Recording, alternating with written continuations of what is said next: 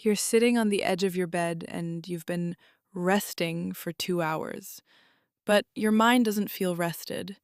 It feels like a static filled television screen, buzzing with fragments of songs you don't like, jokes you've already forgotten, and a strange, vibrating anxiety that you can't quite pin down. You try to pick up a book and the sentences feel like lead. You try to watch a movie, and within 10 minutes, your hand is twitching toward your pocket. It's that 2 a.m. realization that your brain has become a sieve. You aren't processing the world anymore. You're just letting it leak through you. There's a term for this that's been floating around the digital ether lately: brain rot. We use it as a joke, a way to self deprecate about our ruined attention spans. But behind the meme is a terrifying, quiet reality. We are losing the ability to hold a single thought long enough for it to turn into a feeling. We've traded our depth for a horizontal infinity of content, and now we're paying the tax in real time. If you feel like your brain is broken, I need you to hear this. It isn't a personal failure. You aren't lazy or weak willed. You are a biological entity that has been plugged into a multi-billion-dollar psychological weapons system. Short form content isn't just entertainment. It's an optimization of the dopamine loop that our ancestors used to find food and survive. You aren't failing the algorithm is successfully harvesting you.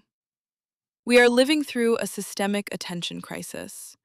We've been gaslit into believing that we just need more discipline, while every app on our phone is staffed by thousands of engineers whose only job is to break that discipline. We're being fed junk food for the soul in 15-second increments, and we're wondering why we feel emotionally malnourished. It's a systemic burnout disguised as a personal hobby. Let's look at the first layer of the rot: the death of the narrative. Human beings are storytelling animals. We understand ourselves through beginnings, middles, and ends, but short form content removes the middle. It gives you the punchline without the setup, the climax without the character development. When you consume 1,000 climaxes in a row, your brain loses the capacity for the slow build. You become addicted to the payoff, but you lose the ability to appreciate the journey. This creates a state of hyper-stimulation. Because every video has to grab you in the first 2 seconds, the world starts to feel painfully slow by comparison. Real life doesn't have a hook. Real conversations have pauses. Real thoughts take time to ripen. When your brain is calibrated to a new hit every 15 seconds, reality starts to feel like a chore.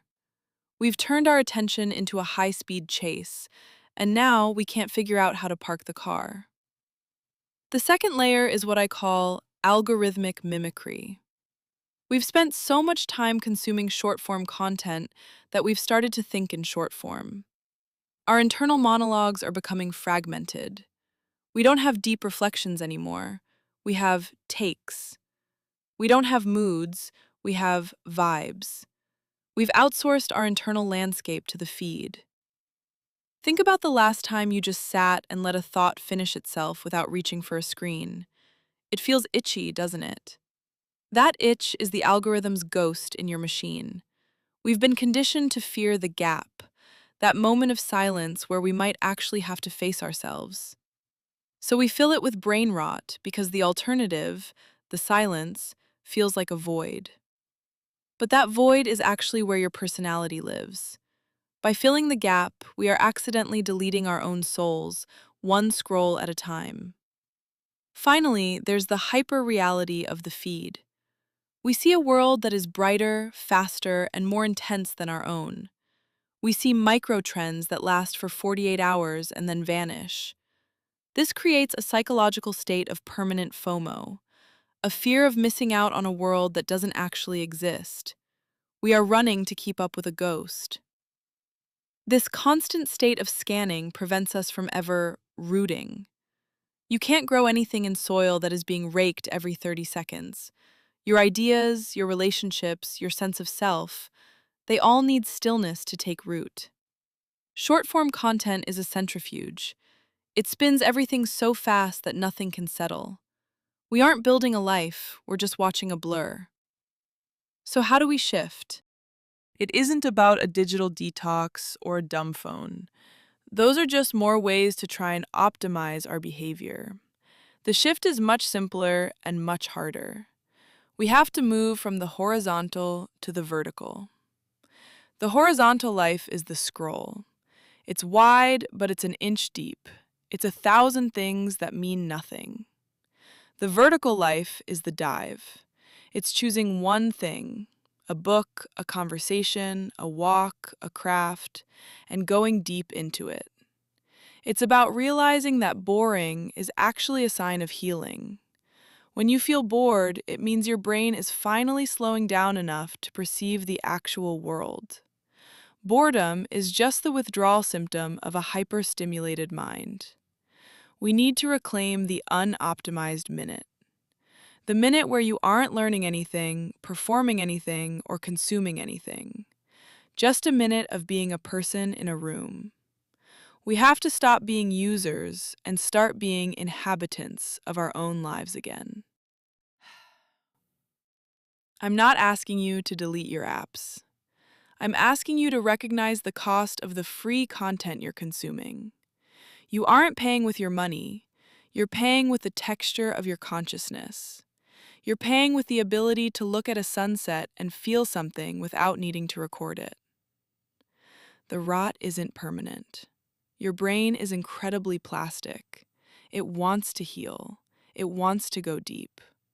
But it can't do that as long as you're feeding it a new reality every time you flick your thumb. Before you move on from this video, before the next hit comes for you, I want you to do something radical. I want you to sit in the silence for 10 seconds after this ends. Don't check the comments, don't look at the related videos, just feel the weight of your phone in your hand. Feel the air in your room. The world is much slower than they want you to believe, and it's much, much deeper. What's one thought you've been ignoring by keeping your brain busy? Let it in.